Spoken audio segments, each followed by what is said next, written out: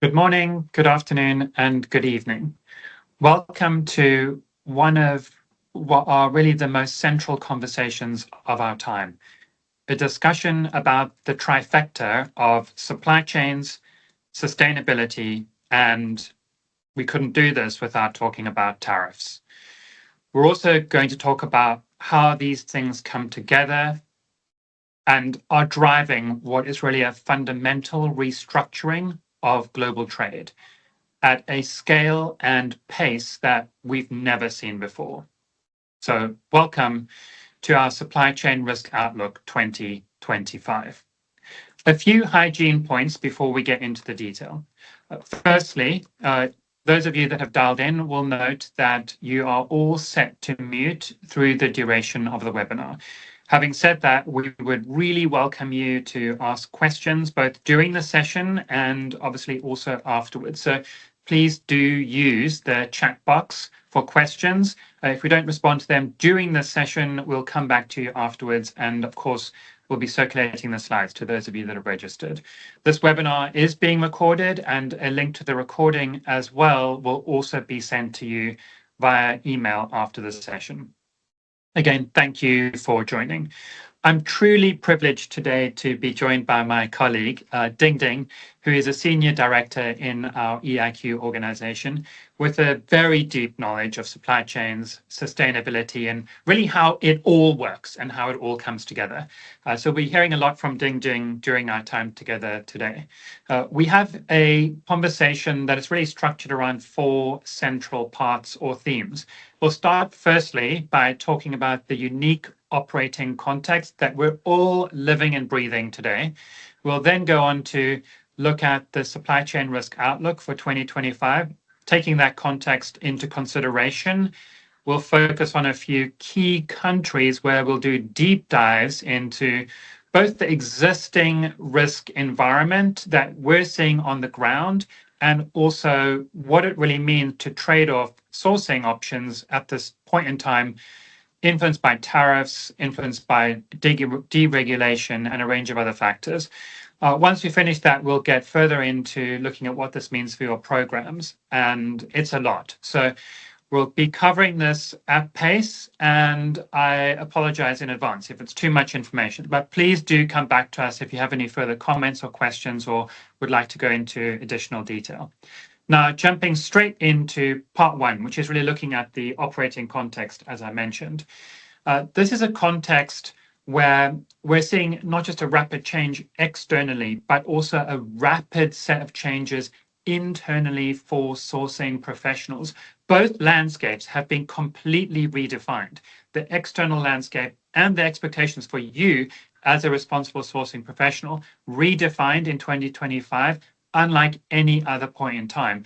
So we'll be using this conversation to delve into that, what it means. We'll also be sharing a solutions-based approach that empowers you to use real-world data to feed a cycle of really business transformation, deeper business transformation, which is something, again, that we're all part of today. In terms of the external risk environment, I mentioned and hinted at the fact that this has been massively redefined in the first 4 months of 2025. I think we came into this year feeling like there was already a lot going on. We already had shipment detentions. We already had tariffs at a level that maybe we haven't seen for a while. We already had ongoing geopolitical turmoil. We also had a lot of ongoing incidents in supply chains, whether it's strikes. We're still just recovering from the pandemic. There's also extreme weather events. We've heard already a lot about that in the course of 2025. We've seen earthquakes in Thailand and then followed by floods and so much more. Of course, the wildfires in California. So, we came into this year being really bombarded by a set of major externalities impacting supply chains. Not least of the above, we also had cyber risks in supply chains. We've got regulatory complexity, deregulation, existing regulation, how to navigate all of that. Having said all of that, I think most of us on the call could probably be excused for thinking that the only thing really going on right now is tariffs. And it certainly feels like that. There is a huge amount happening in the tariff landscape, and it's driving massive changes in supply chains.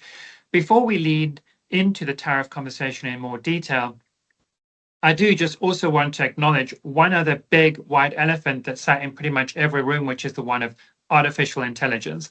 I think at the beginning of this year, we were unsure what we would do with artificial intelligence. We still had a lot of questions. We were a bit uncertain and even worried about how it would impact our roles. As we kind of moved through really February, March, and into April, people became more confident that this is actually part of the solution, and it absolutely is. We'll talk today about how data, analytics, and insights can really be fueled by artificial intelligence, and in fact, how we ourselves at EiQ and LRQA are leaning into it to support you as a client to navigate these risks more effectively. Now, back to tariffs, which obviously we can't ignore for very long. The tariff landscape is fundamentally changing everything. What we're seeing in this moment, literally right now, is a fundamental restructuring of global trade. Even though we've seen a slight de-escalation of the tariffs earlier this week, and that's a relief, the reality is that many of the changes had already started. So over the 6 weeks prior to this de-escalation, many of our clients, brands, retailers, had already initiated a deep review of their supply chains, were already starting sourcing and evaluating new suppliers in new geographies, already looking at reshoring, friendshoring, nearshoring, diversifying their vendor and supplier base, and obviously also doing whatever they could with inventory to basically navigate around the timelines of the tariffs when things are on hold, when things are basically on or actioned, and when the tariffs take effect. This has created a massive amount of supply chain volatility. This was before the de-escalation of the 13th of May, and we think that it will continue even afterwards, because now that the tariffs have been released to some degree, for China at least, there's likely to be a massive inflow of orders. So in the short term and medium term, and potentially even longer term, certainly for the rest of this year, probably, it feels like there's a massive supply chain reshuffling, a lot of production instability, which means that there are a lot of pre-existing and new risks that you as sustainability and supply chain professionals will need to navigate. Navigating those risks effectively means you need good, high-quality data to support your diagnostics, means you need to be agile, you need to move rapidly, you need to do a strategic review of your programs, and ultimately you're going to need to do this fast, online, in a hyper-responsive way. So you're going to need to be able to lean on technology. This is not a paper exercise, but one that needs to be embedded into your day-to-day ways of working, into your systems, into your tools. Now, this is not just about supply chains, it's also about you and your own roles and the supply chain sustainability counterpart to the tariffs, because it means that the role of a supply chain sustainability program has shifted. It's got to be dynamic and hyper responsive to the new requests that are coming through to you. It's not about adding 1 or 2 or 5 or 10 suppliers. It's about fundamental shift, change, and a massive diversification of your supply chain, potentially, depending on whether you are a US business or a European business. If you're European, this could be quite different, but it's still impacting you significantly because it may have an impact on who and how you're working with your suppliers, even in China. Now, as a sourcing professional, it means that you're going to need to run your old program effectively in the countries that haven't changed, and then parallel process an entirely new set of competing interests, shifting supply chains and patterns at a massively faster scale, onboard, upgrade, upscale, and accelerate them much faster than you've ever done before. It also means that you're going to need to, when you start that process, navigate from risk to resilience. As a supply chain sustainability professional, a lot of what we've done has been driven by a compliance mindset, managing risk. But we're now thinking both about risk, but also about building more resilient supply chains, building a more resilient supply base, i.e. resilient to future tariff shocks, resilient to whatever comes alongside that, resilient to ESG risks, whether it's relating to extreme weather, whether it's relating to wage working hours, or other factors which we'll deconstruct during the rest of this session. Resilience is a key word here, and we need to be thinking with that lens when we look at supply chain redesigns. We also need to navigate and resolve the gap in expectation. There was already a big expectation gap in the sustainability space, and particularly in responsible sourcing, a gap between ambition and preparedness and the reality, where we'd set, for example, emissions reductions targets, and we still had to achieve those. That was a big gap that was still there to be addressed.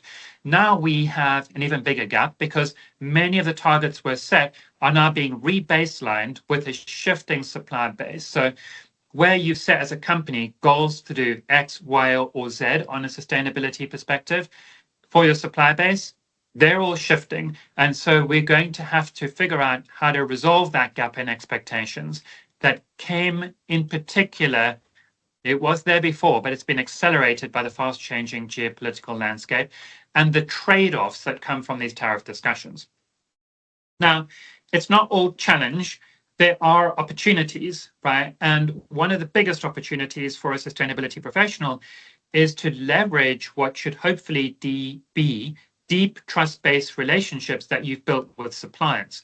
If we've run good, strong, robust sustainability programs, we've created a climate of trust, transparency, and openness. And those relationships will be pivotal in helping you identify new suppliers, helping you build deeper new relationships that will then set you up well for a more resilient future supply chain. Ding Ding in particular will take us through what this looks like as we navigate these slides together.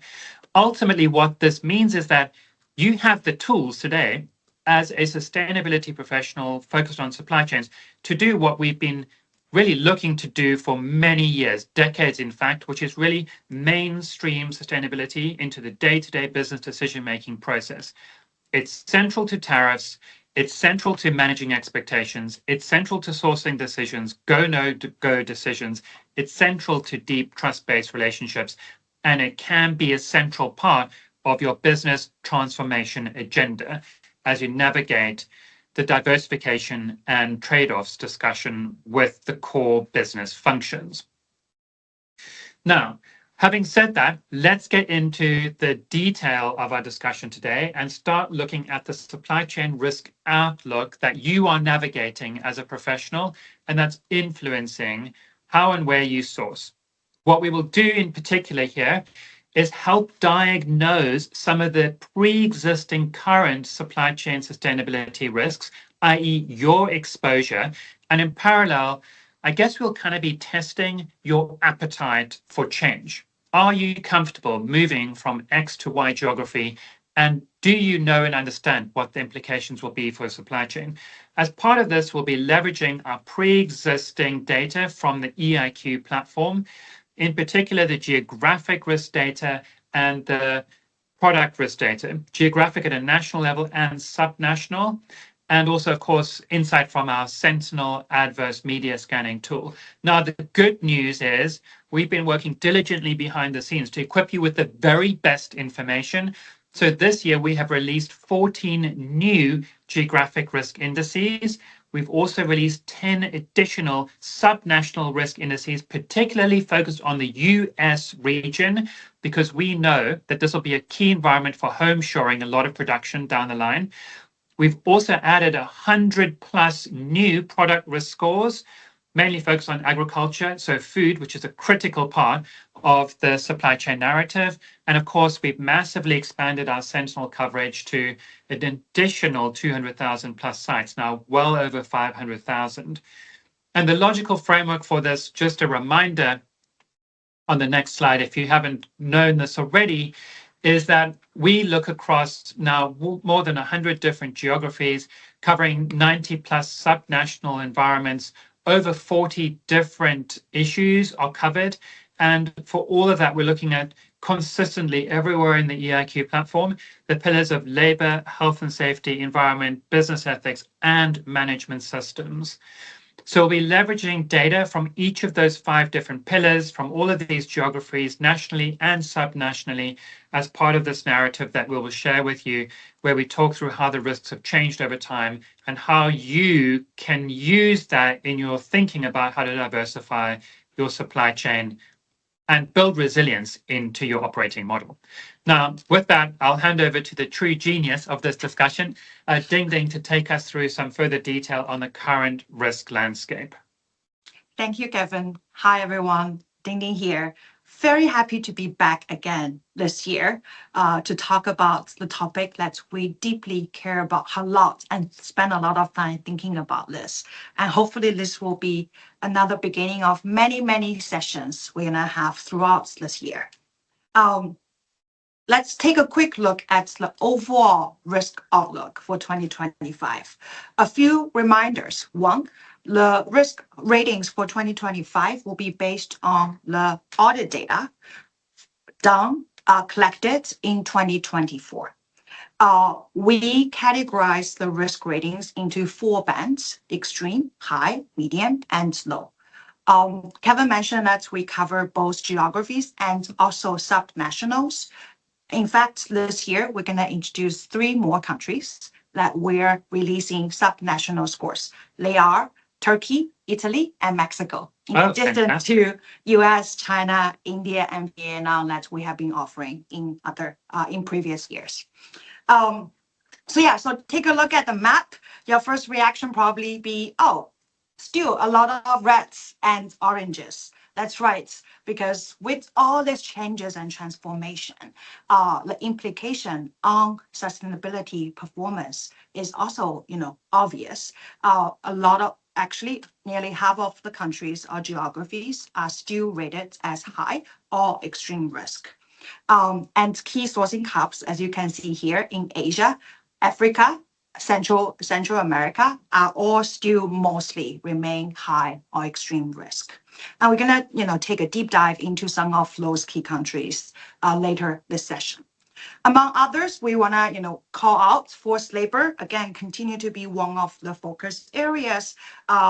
Similar to previous years, we still see quite high risk in countries where high percentage of foreign migrant workers are being used.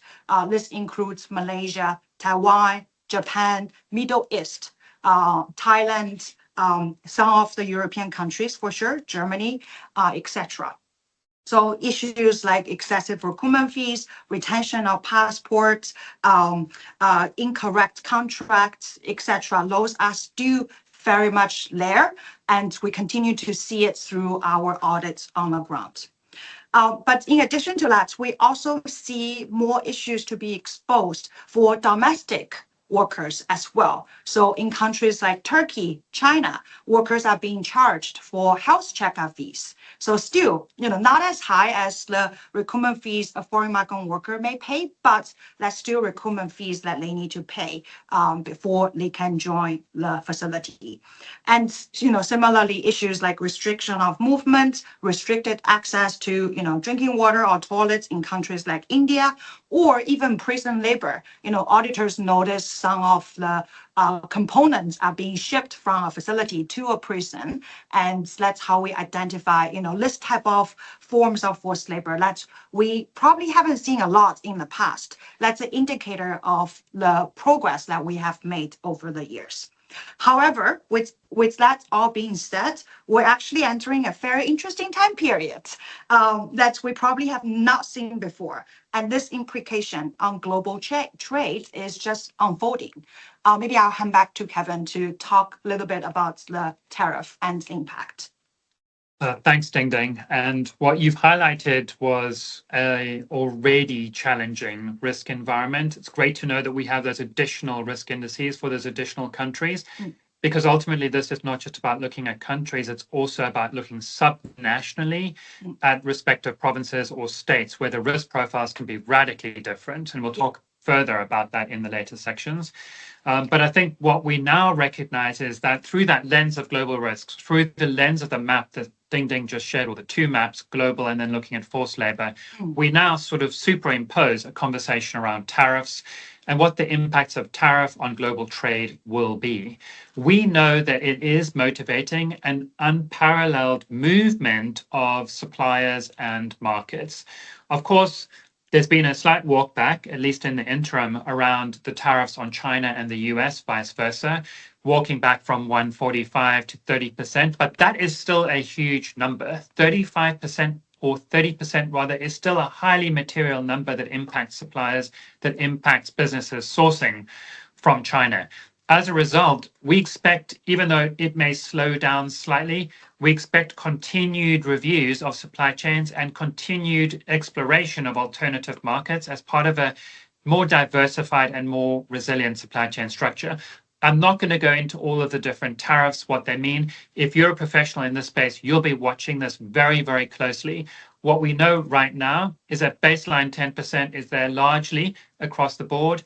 We also know that there are a range of other numbers, whether it is the 37% for Bangladesh, 26% for India, that are on 90-day suspension. We also know that the new agreement between China and the US, the reciprocal agreement, is also a 90-day holding period. So right now we're sat in a holding period where actually a lot of things could change. And that means there's a lot of frenetic action amongst the sourcing space around how we can source during this holding period in order to maintain better tariff rates and what the implications will be down the line.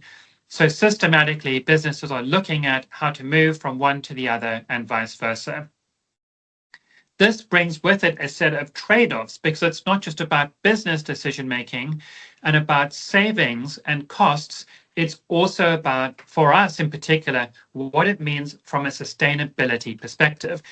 Just as an example, if we now navigate from a conversation about tariffs and how they impact to a conversation about trade-offs linked to tariffs and responsible sourcing, I'm just going to pick on one or two examples. This is obviously a very intense data set that we're looking at. But in these specific examples, if we move from China to India, then we will see an increased exposure to forced labor and child labor risks. You can see kind of on the top in the middle, the China risk score of around 3.68 would mean then going into a more extreme risk landscape for India or even actually Mexico of 2.01 or 1.99. So moving from high to extreme risk when we go from China to India, just for the factor of forced labor. Of course, there are many other risk factors that need to be taken into consideration. Likewise, moving from China to Bangladesh will increase your exposure to critical health and safety metrics, i.e. core life safety metrics like building safety, machine safety, injuries at work. So you can see again, some highlighting around that, China to Bangladesh in the middle to the left-hand side, and then actually looking at building safety also for China and India, where again, you're going from what is a medium risk in China to a extreme risk landscape in either of those two markets. This is a big discussion. It's very nuanced, and each move from one country to the other will bring with it a conversation around trade-offs, will bring with it a conversations around supply maturity, sourcing, a lot of deep technical decisions. And this will necessitate you to parallel process a new way of looking at your supply base, one that's fast and hyper responsive to now a massively changed risk environment at scale. As we navigate now into really, I think what you all want to listen to, which is the double click down. So we've looked at the global landscape, we looked at some of the drivers, we looked at risk across key sets of countries. We know what are some of the key markets that we're now going to talk about in more detail, navigating through from China, Bangladesh, India, Brazil, Mexico, Turkey, Vietnam, and the US. We'll pinpoint a few of these countries in more detail.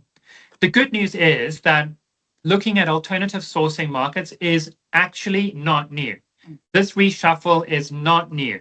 Thankfully, we were pre-warned with this during Trump's last time in office, and maybe even before that, some of it was happening. We knew that it would be coming.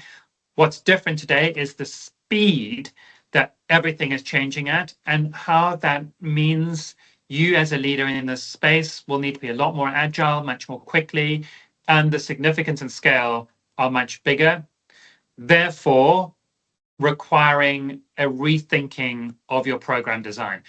And Ding will talk us through exactly why a responsible sourcing program of the past is no longer fully equipped to handle the responsible sourcing risks of the present and future.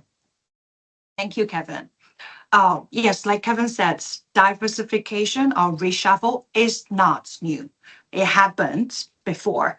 In fact, before the first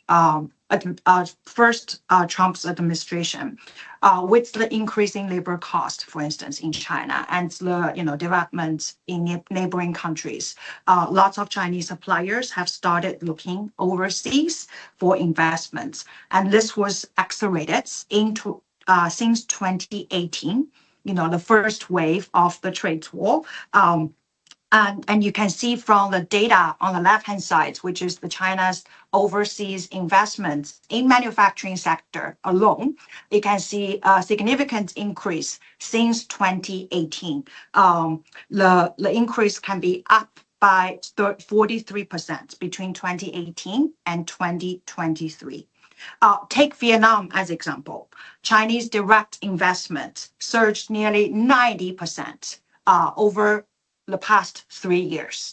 And in 2024, 28% of the new projects were actually owned or initiated by Chinese investors. This is also evident in our audit data when we look at whether or not what kind of languages are spoken by the management team. And you can see in some of those Southeast Asian countries, Chinese speaking management represents a rather significant percentage. This means, they're not only owned by Chinese, they're also run by Chinese. And now with the new, periods we're entering, this whole thing will be even more accelerated, especially for sectors that still has a pretty significant presence in China. For instance, electronics, automotive, medical products, right? Those sectors, they haven't moved as other sectors like apparel in the last decades, but the conversation starts already. And Ding, you are resonating with a question that's just come through in the chat, and also actually with one of my own experiences from last year when I was lucky enough to visit a few factories in Cambodia with one of our clients. A couple of them were local and a couple of them were actually Chinese-run factories with Chinese managers. I wonder if you could just comment a little bit on some of the sorts of challenges that you might face here with respect to something like transparency rates, what transparency means, and how actually that impacts, therefore, sourcing program design now that it is equally relevant in countries like Cambodia, Vietnam, and some of the others on your list. Absolutely. So the implication we have seen so far has a number of levels. One is, and I don't think we have talked about this enough. One is Chinese management versus local workers. That's a clash of cultures. So you may see harassment, verbal harassment in particular, related findings in those facilities. And it's not just Cambodia, it's the same in Philippines, footwear factories in Philippines or Vietnam. So that's one indicator or implication. Two, with the expansion of Chinese suppliers, there is also expansion of local service providers or Chinese supported service providers that are working with those suppliers to help them build up a new factory, rent a facility, hire workers, or prepare for a social audit. So, as we all know in China, we face some challenges related to, transparency or double booking or falsification during audits. What we have noticed in the previous years, the transparency rate did decline in those countries when, we can see there is an expansion of the the manufacturing sector, especially related to some of those Chinese service providers. Mm. And this is an issue, obviously, for the countries that you've mentioned here, but we've also seen a stronger presence of Chinese-speaking managers and investment, even in some of the European countries like Italy. Absolutely. Apparel sector in Italy, how they are getting familiar with some of those practices did pose a number of challenges for our team or whether auditing, practitioners. Thank you. No problem. Thank you, Kevin. And then if we move away from the micro data a little bit and take a closer look at the supply chain, how does it work and what it means? So here is a simplified version of the supply chain map. So you may work with, you as a retailer or brands, you may work with a vendor, trader, or other forms of intermediaries. And then they bring in, a set of tier 1 facilities. You may sometimes nominate some of the designated tier 2 suppliers for your labels or some of your materials, but, you don't really have a lot of visibility going beyond tier 1, especially upstream. And sometimes there can be further intermediaries between, tier 2 and tier 3 or tier 3 and tier 4 for raw materials or components, etc. It's quite complex already. And this is, again, a very simplified version of the supply chain. Now, imagine if you need to move your production to a new sourcing market. There are a number of ways that has been done. One, you go ask your existing suppliers whether or not they're willing to move out of China or go to another market, either starting from scratch, buying a piece of land, building a facility, or renting something that has been built already, and then decorating it, making it ready for production, or forming a joint venture with a local partner. That's method 1. Method 2, vendors, especially for retailers. Your vendors might be the one responsible for moving the production to a different or new sourcing market. And they need to do it through, research, attending trade expos, talking to local contacts, or finding a local vendor to introduce new facilities. That can also be done by brands or retailers themselves. And typically we have seen, they go through their existing vendors who may recommend new vendors or new traders that has better connection, in particular in some of those new sourcing countries. So those are a number of ways that diversification can happen. And what's obvious here is with this new wave and acceleration, vendors, especially for retailers, vendors are going to play an even more critical role. Today they help you manage facilities, they oversee their performance, not just compliance, but also quality performance. Moving to a new country, starting all over, preparing them for meeting your requirements is not an easy task. And think about the languages, they need to handle, all the language barriers. Think about all these different laws and regulations they need to be familiar with to select facilities. So the vendor's role and responsibilities are gonna go to the next level. And it's time for us to ask whether or not we're evaluating them in the right way.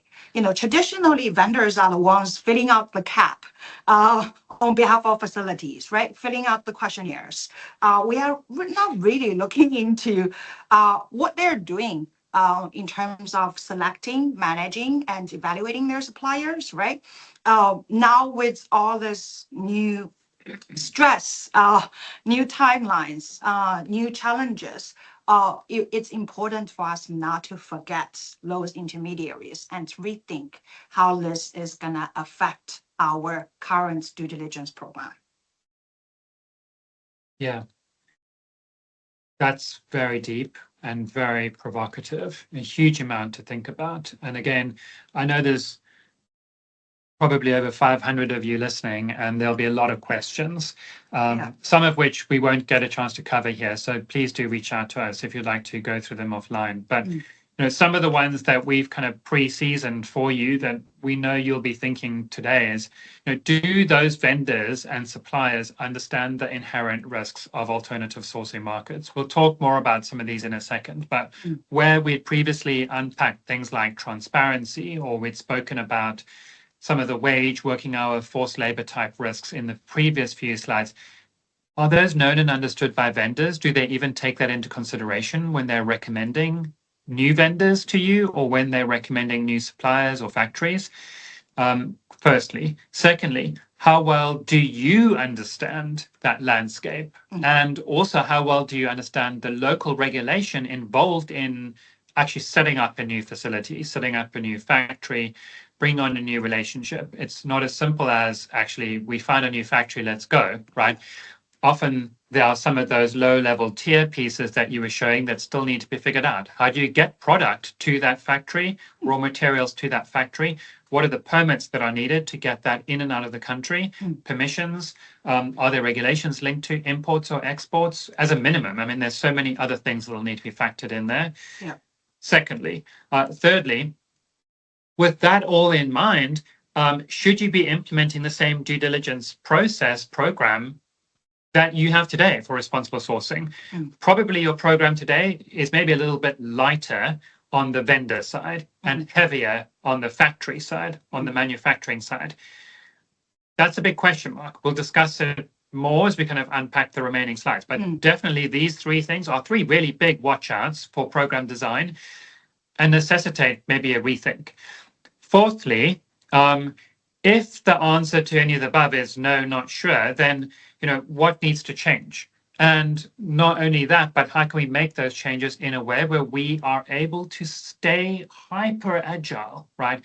I think we've been largely lucky as an industry. We've been working with a largely low moving factory base in many cases.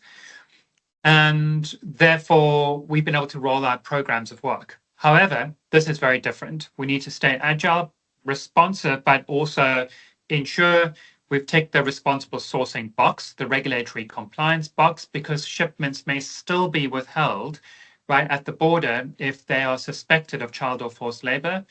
And also, obviously, we have to align with investor and consumer concerns. Now, doing that means we need to learn from what we are doing today.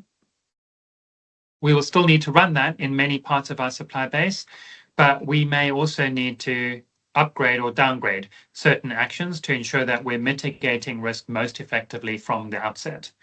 What we know, right, as we kind of move into the deeper dive discussion is that, and this is the reality, there are no simple or safe alternatives in sourcing. Whether we move from a market which was higher risk to a lower risk market, there are always going to be some flashpoints of risks that we will now need to be addressing and managing. And likewise, many of the markets, as we've already started to show, are in fact high and even extreme risk in issues which you may previously thought you'd addressed and resolved. And you may be digging in deep to address them in a small number of factories today, but what if you have to do that with a much bigger number of factories as you bring more sourcing into some of those geographies?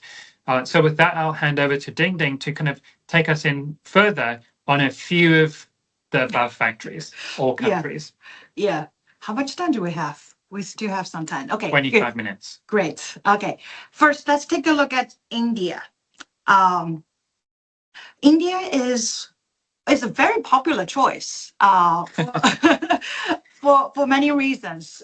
For instance, growing manufacturing base, large young population who can work, domestic markets, and also relatively low tariff. But India does have a number of high or extreme risk areas. For instance, forced labor. We have seen, news articles or reports about the sugarcane in India, how those women were being treated, and the working conditions that they're under.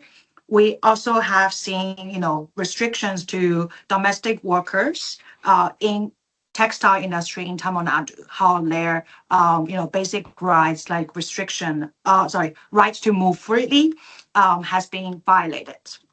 And also health and safety concerns. Looking at our audit data, we have over 100 50 findings associated with building violations. In 2024 alone in India, typical violations include, your current facility layout is different from what you have got approval for. Or you put machines, especially heavy machines, on the wrong floor, which will be a huge, building safety hazards. In addition to building safety, we have seen a lot of fatalities or incidents in India, both from audit data as well as from media. We have seen, dozens of fatalities happened in 2024 in India that leads to fatalities and injuries. And there has been some media reports about over 400 workers killed in India in 2024 due to workplace safety concerns. So just be aware of all those potential risks and think about how you can mitigate those risks from the beginning, as Kevin asked earlier. So that's one country. Let's take another one. Oh, actually, sorry, one more point to cover here. As Kevin mentioned, the implication is not just on the labor or health and safety side, it's also on GHG emissions, your carbon emission commitments you may have made publicly. China actually has done a lot of work in the last 10 years to reduce its emission intensity. There is a recent report done by Financial Times called this energy revolution. So if you look at the investments or developments they have done from solar to wind to EVs, the overall emission intensity have reduced by nearly 30% in the last 10 years. India is much higher than that, 24% higher than China, and they have a much bigger reliance on coal and fossil fuels. So if you are thinking about moving your facilities from China to India, especially if you are in the renewable and electronic sector, you probably need to think about additional efforts you need to put in to meet the commitments that you have made years ago. And all the efforts you have put in China may need to be replicated in your new sourcing countries as well. I mean, this is a massive topic. Not just the efforts will need to be replicated, but your entire baseline will change potentially. Certainly, you'll have a reset of that baseline to whatever it will now become with a new factory base in a very different set of sourcing geographies. Having said that, pun not intended, our colleagues at Reset Carbon in Asia and Eco Engineers in the US are definitely available to support our clients to navigate actually this scenario. So the scenario in this case of I need to shift X number of suppliers from X to Y geography. What's the likely emissions impact going to be? What is the access of those suppliers to some of the alternative energy sources you've mentioned in those markets? What does the grid emissions factor look like? How's it evolving and changing? And basically everything that goes around that. There's a whole strategy, a deep plan that will be needed, especially if you're a business that has made a commitment to energy, carbon, reductions and potentially even neutrality, which many did, looking for a carbon neutral goal, maybe even as soon as 2030, specifically in the apparel sector. A lot of movement was in this space over the last 10 years. And big questions now will be called into play as to kind of how viable those will be moving forward, given that such a big percentage of savings would have come really through China's continued investment into renewable energy. So a huge question. If you have further follow-ups you'd like to do on this, please do feel free to reach out. Excellent. Thank you, Kevin. Moving on, Mexico, nearshoring hotspot.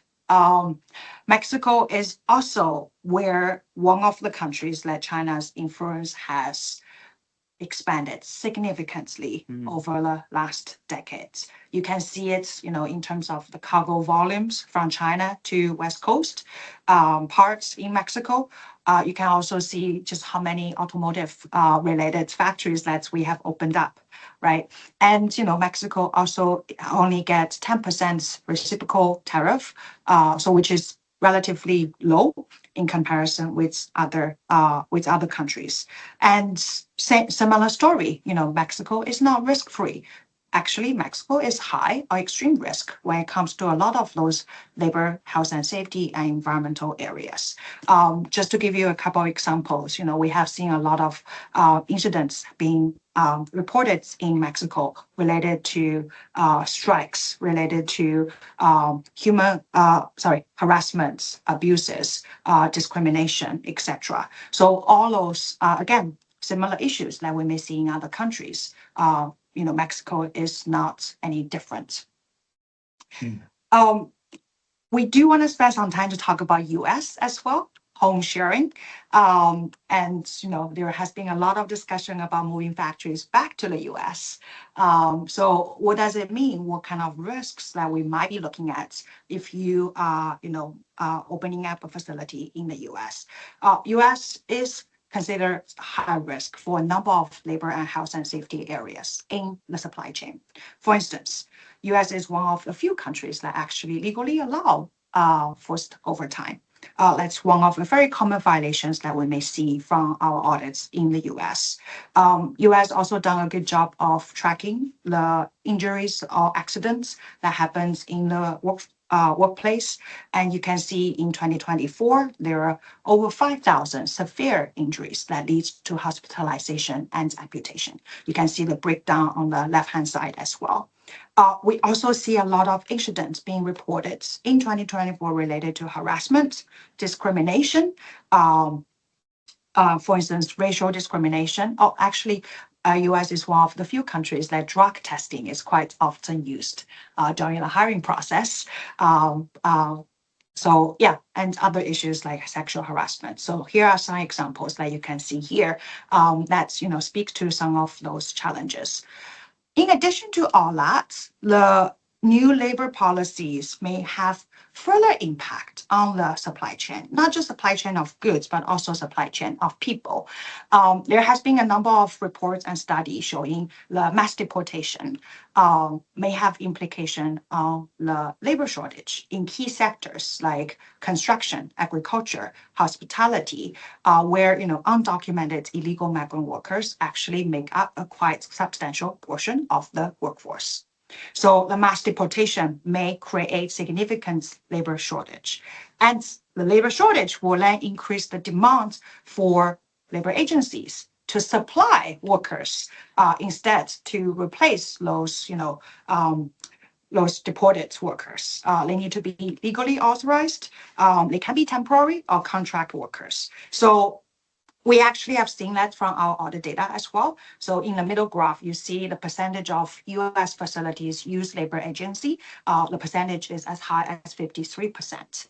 And not to mention, traditionally, there has been very little attention has been paid to labor agencies, in terms of how are they recruiting workers? Are they recruiting workers themselves or through another network of labor agencies? What kind of management system do they have in place to ensure compliance? We know very little about this part of the supply chain. And US is not exception. If we look at the data, a lot of countries use labor agencies, not just those that rely on foreign migrant workers. It's also countries like India, Philippines, Sri Lanka. There is a long tradition of using labor agents for flexibility, to reduce long-term employment commitments, or mitigate some of the collective bargaining pressures, or just make the hiring process easier. So labor agents play a very important role, and it's going to be even more important during times of disruption and uncertainty. So it will be good for us to consider what we have done related to this part, and given current situation, what more we need to do to mitigate some of these risks.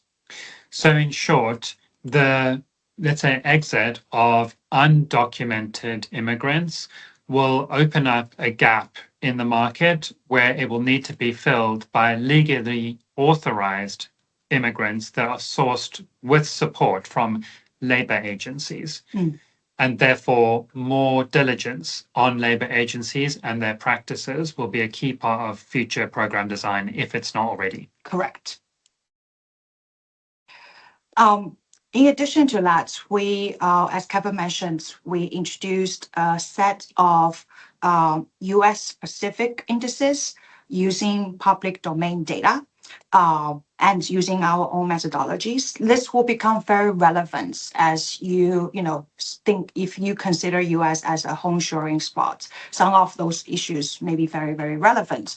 Today we want to use one example, which is about unaccompanied alien children.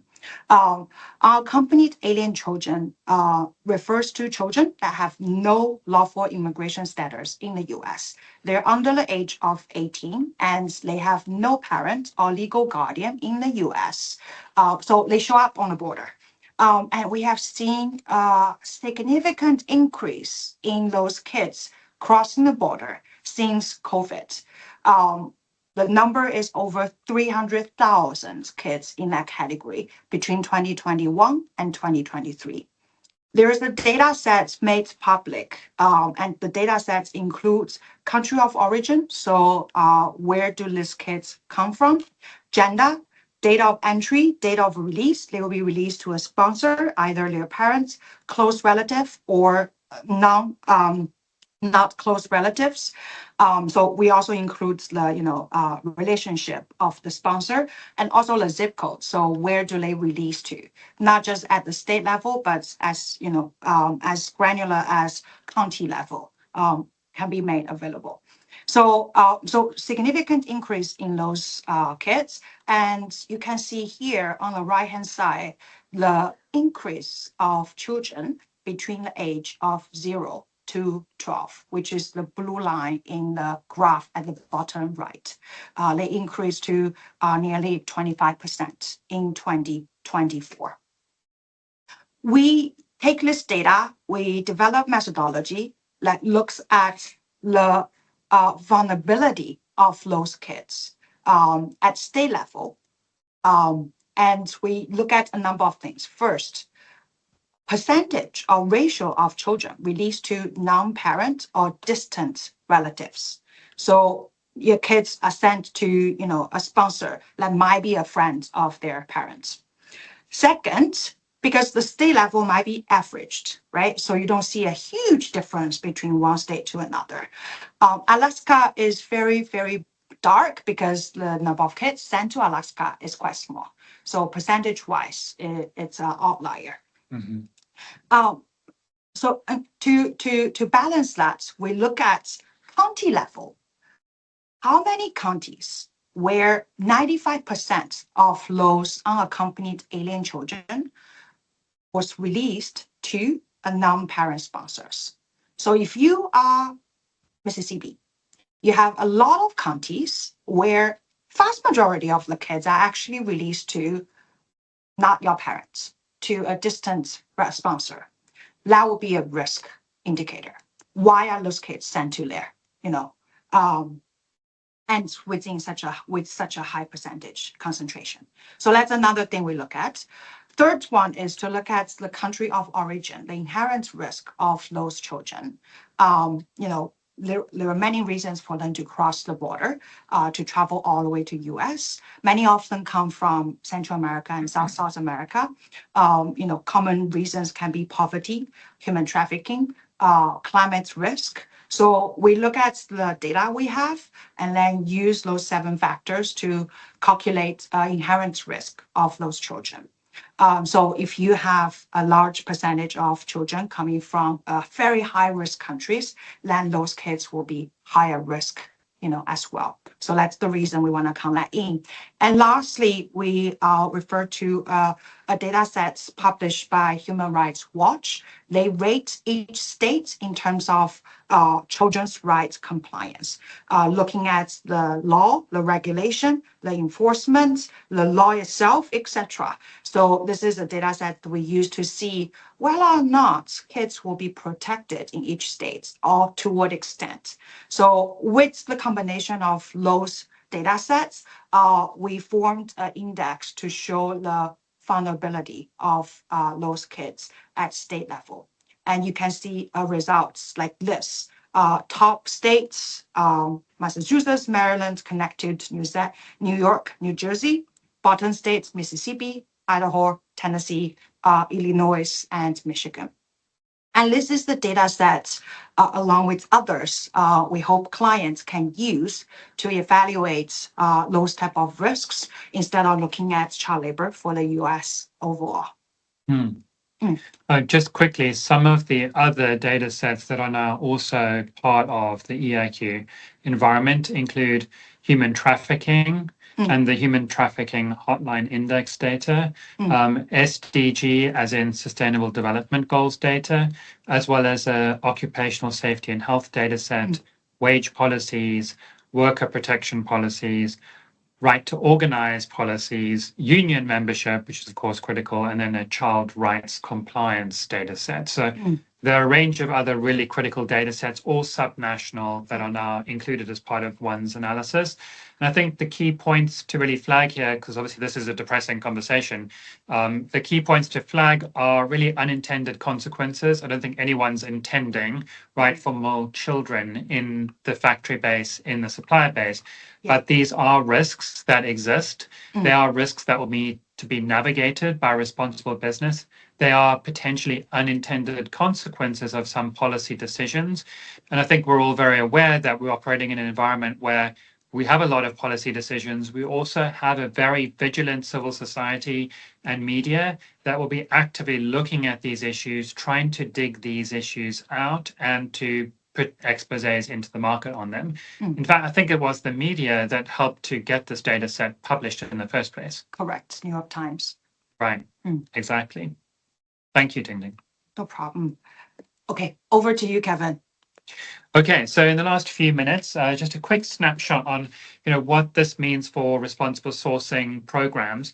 We've covered a lot of ground on this call, and we spoke in this call about the need to look more at, for example, vendors, the need to look at some new issue types, to look subnational, to be more agile, the need to look at scale across multiple different geographies and suppliers.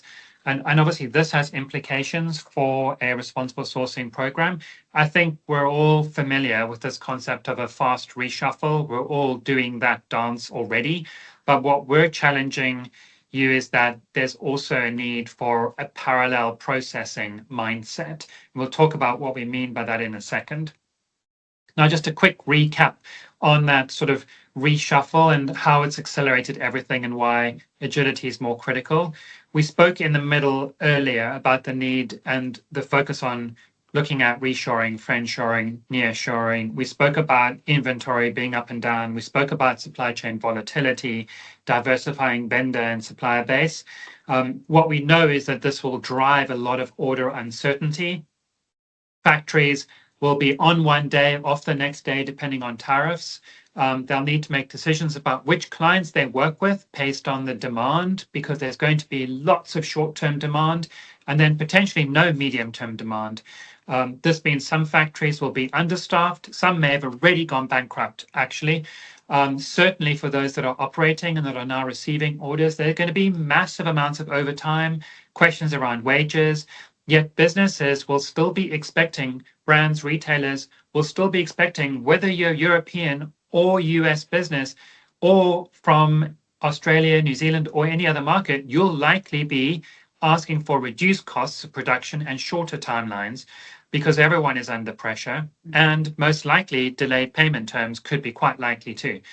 This creates a real recipe for disaster. It also creates a lot of challenges. It means that you need a program that's much faster and more responsive because a lot of things are shifting under the ground for you every day and for your suppliers.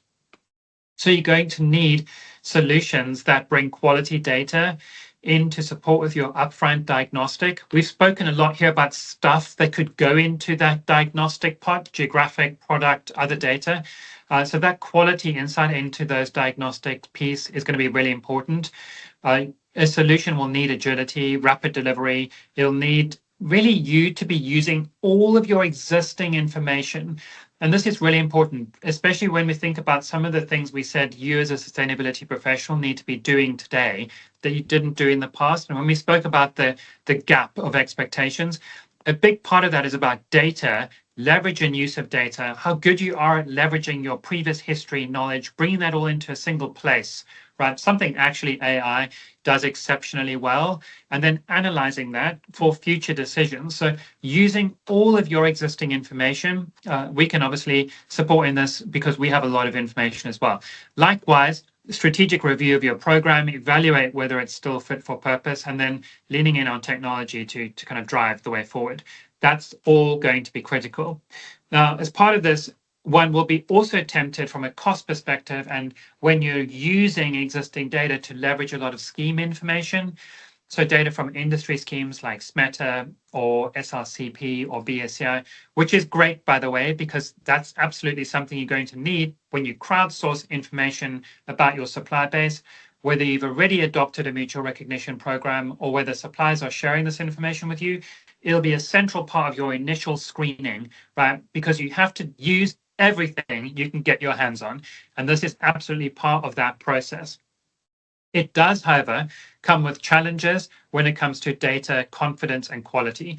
Certainly what we see looking at our own world of all of the 25 to 30,000 audits we're doing every year is that when we look at our own enhanced responsible sourcing assessment, URSA standard at the top on most of these, and we compare that to clients' own code of conduct protocols, SMETA, SLCP, and BSCI, we see a much higher set of findings around zero tolerance and critical issues when it's an URSA audit versus when it's a client's own code of conduct, and then a whole step change less when we look at SMETA, SLCP, and BSCI.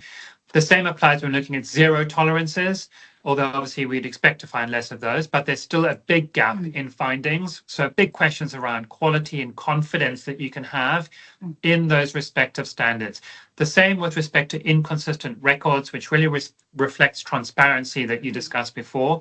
So Ding, you spoke about if you're moving from China to Cambodia, or Vietnam, we might see transparency become an issue as we see more of those factories managed and run by Chinese businesses. And obviously that means that transparency and inconsistent records will now become a factor there as well. So relying on industry schemes or even client-owned code of conduct sometimes can raise more questions around how confident you can be in the audit reports you're now using to pre-qualify essentially a lot of new suppliers into your program. Before we go into the next slide, did you want to add anything on this one? I think you covered a lot. No, I think that's all. Thank you. Of course. Really critical initial data set definitely should be used as part of the crowdsourcing process, but comes with questions down the line. So maybe you can just remind us, Ding, as you talk about what parallel processing means. Just remind us of really what a kind of single processing current best practice program design looks like. So this is the example of how a good supply chain sustainability due diligence program looks like. You start with a diagnostic, look at where you are in comparison with your peers, in comparison against the legal requirements, those due diligence laws, identify gaps. When you have a process in place on how you select and screen suppliers against sanction checks, right? Some of you may do audits before you approve a particular factory, or look at adverse media screening to identify some of the risks in the new suppliers you are considering. Risk assessments to leverage the ratings that we use at both geography and product level, and layer in your own information about, the leverage data, the business volume, the number of years of partnership, to really look at your program holistically and then segment your supply chain to determine which facilities requires the highest level attention, which facilities can be using some more scalable solutions, right? So that we don't use one size fits all approach to monitor or evaluate all of your suppliers. So that's the importance of the risk assessment stage, which is very much aligned with all the new due diligence regulations that the government is asking you to do. And then do training with your suppliers to make sure that they understand what is needed, what kind of zero tolerance or critical issues should not be violated. Move on to monitoring and investigation to hold them accountable to see whether or not they actually implement those expectations in their facility. And there is a whole range of tools that can be used. Audits, one of them, self-assessment questionnaire is another one, worker survey grievance mechanism, and more bottom-up and worker-oriented solutions does supplements, audits and other tools very nicely. And then remediation to, address those issues, and then use data technology to benchmark yourself against your peers to see, what kind of common issues you are seeing in your program. What are the root causes? For instance, transparency, excessive hours, social insurance, wages, et cetera, and then use all those data to support internal and external reporting, and then feed into this process overall for continuous improvement. So that's how a good process looks like. That leverages data, that leverage technology, that does not use one-size-fits-all approach. Now, over to Kevin. Well, let's do this one together. Okay. So this good process took multiple decades to get right, to be frank, right? And it has now aligned very nicely with the emerging regulatory environment, the current regulatory environment, best practice expectations embedded across multiple different evaluation programs, investor criteria, etc. So it took multiple decades to get here, but we need to move a lot more quickly when we now start to look at how to diversify a supply base in order to stay on the right side, or whatever you choose as a business as the appropriate side of the tariff discourse moving forward. So from that environment to a new fast reshuffle and parallel processing, where now we will bring in a parallel workflow in Blue. Now, we say parallel because many of you will continue to do what you're already doing in the parts of your supply chain that are unchanged. Mm-hmm. So that could be 50%, 40%, 60% of your supply chain, depending on the type of industry. But you will likely continue to do that in those markets. There'll be big challenges around the other suppliers and the other markets and the shifts that you need to make. Maybe we can do these kind of one at a time sequentially. I'll start with the first one. So the first activity we know we will need to be doing, and we've discussed and covered a lot of that during the course of this call, is the diagnostic phase up front, which is all about evaluating the implications of moving from one country to another. So looking at those alternative sourcing markets, not just the markets themselves, but equally important is looking at the new partners. You had that great slide earlier showing the supply chain complexity. The new partners that come through that process, whether it is new vendors, or new suppliers, manufacturers, factories recommended by existing vendors or new vendors, or whether you found them yourselves, right? You'll be looking at new geographies, you'll be looking at new vendors, new partners, primarily for your direct supply base, at least initially. Next one. Once you have identified all of them through this complex network of different layers of intermediaries, you probably don't have a lot of time or resources to do a proper risk assessment and screening, because the time is time is important here. So the parallel processing will require a fast track screening that leverages all the data that you can possibly find, ideally. So maximize available data. That can be the inherent risk assessment that we just talked about, for India, for Mexico, for Brazil and US, both at geography and product level. It can also be adverse media screening tool like Sentinel to see what kind of issues have been reported. For instance, fire incident, strike, also, et cetera. And it's also important to use that information to look at the country. Whether or not there are a lot of fire incidents in that country, right? That can speak to potential risk. And that's an indicator of what kind of things people are paying attention to, looking after, right? So use Sentinel at both company level and also geography or subnational level. Or even commodity. Exactly, commodity level. They may have existing audit report, they may not ask for it at least, right? Or consider doing SAQ, minimum standards. You won't be able to launch a long questionnaire with 1,000 questions. It will need to be short and sweet to gather as much information as you can so that you can make a decision as fast as you can, whether or not you want to, accept the risk with those new suppliers. So really these blue are almost like pre-screening to support onboarding. And once they're onboarded, they probably go into the white workflow. But start with that initial diagnostic, evaluating all of the different markets, go in then straight away to fast track screening, leveraging the tools Ding mentioned.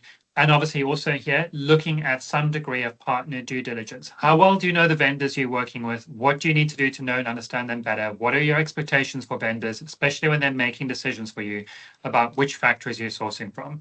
Totally. And then thirdly, some kind of training, right? We're not going to expect everyone to do deep training, but we at least need to have vendors and suppliers signed up to our code of conduct, having gone through maybe an initial high-level code of conduct training course, or maybe a basic training on something like responsible sourcing, modern slavery, corrective action plans. So that's transparency. Correct, exactly. They know what sort of issues that they will be expected to comply with when they come into your program. And again, this is all part of that initial piece, the upfront, the onboarding. And then maybe I'll do the next one and you can kind of close us out on this slide. Item number D, which is the risk-based expansion to other areas like labor agencies, logistics, and other indirects. So we really looked at labor agencies in a fair amount of detail above. We know that labor agencies, in a world that's so fast changing, where we're going to need a lot of workers and short timeline, are going to be a key part of the supply chain redesign. So having responsible sourcing programs that have at least done a risk assessment of labor agencies, and that have also looked at actually some of the near adjacent services like logistics, transportation, what sorts of exposures come from that. Even if you don't go into this step in a lot of detail, it should be on the radar for the next phase of your redesign activities. Absolutely. Just to add one point for C, what we have done in the last 20 or 30 years is I audit, I find a lot of problems, I train. Now is the opportunity for us essentially to, open new factories. They're gonna need a lot of support, right? The say, environmental laws or all these different permits will be very different from one country to another. So also think about you as a buyer, what kind of support you can provide to your vendors. So that they can be in a better position to support their facilities, new facilities that they may identify. So training does not just restrict to the ones that we're doing now. We need to consider what is very much needed to speed up the process, to reduce the risk. Again, learn from mistakes that we may have learned from the previous years. Yeah. And, again, time is very important. So when it comes to monitoring, do we want to do a full standards audit? Or we may need to focus on the very, very, very critical issues. So a minimum standards assessment as a potential example. Or we may need to think out of the box about other more scalable monitoring tools like adverse media screening, Sentinel, or SAQ. So those options need to be put on the table and prioritized for certain parts of your supply chain for this parallel processing. And lastly, targeted remediation, focusing on critical issues. And when you do review, think about what kind of incentives you can offer to your vendors, your suppliers for strong performance. For instance, if a vendor is really good and demonstrates their ability to, to move the production to a new sourcing countries, and the facility is up running quickly and doing well in accordance with your requirements, maybe we can simplify this process even further for some of those vendors, or empower them to do more of that with higher business volume potentially if possible. So those are all things that you can do to respond to this rapid change and uncertainty. Thanks, Ding. I'm conscious we've gone a little bit over, but I hope that those of you listening will excuse us, given that it's such a compelling topic. Maybe just as we sort of close out the conversation for today, I want to just emphasize that this doesn't need to be the end of the conversation. There's clearly a lot that's still happening, a lot that's changing within the responsible sourcing, supply chain, and tariff landscape. So we really invite you to re-engage us if you have further questions. If you're looking for more detailed sustainability risk intelligence on key sourcing markets or products, if you want to know and understand what it means to shift from one location to another, what that mix of suppliers will expose you to, or if you want to evaluate new sourcing scenarios and the trade-offs, you're probably thinking right now, what if we did X, Y, and Z, or A, B, and C? Definitely get in touch if you'd like to discuss that. We'd be happy to have the conversation with you. And obviously also to help identify a tier of top performing suppliers. We've definitely had a lot of exposure here, so happy to support with that as well. And also to really think about what this program that you've taken us through, Ding, looks like moving forward. Obviously, the stuff we proposed in the parallel processing box is very much new. This is still a space that's evolving, and therefore we'll be seeing a lot of different strategies being applied. So very keen to learn more about that so that we can support you through the process. So please do get in touch if you have any further elements of this conversation you'd like to unpack. In addition, what I would want to say is do look out for two things. One, actually, if anyone is going to be in Barcelona next week, the week of the 19th, 21st, Ding and myself will be at the Gartner conference. We'd love to see you there. So please do look out for us. Secondly, also look out for EiQ and our forthcoming AI supply chain risk agent. We have some good mock-ups of this already designed. The plan is to go live in a couple of months with the first version of it. Of course, we're looking for people to ask us questions to test it. So if you're one of them, then definitely do reach out. It'll make this whole process more interactive. The vision is that everything we've covered here, you should be able to ask the AI agent, and if it's working well, it will give you the right answer. If it's not, you can always phone a friend, namely Ding. With that, maybe just to close us all out, Ding and I, thank you again, Ding, for doing this session with me. I've learned a lot actually during this conversation. Me too. We're super passionate about supply chains, responsible sourcing, and obviously about you on the call.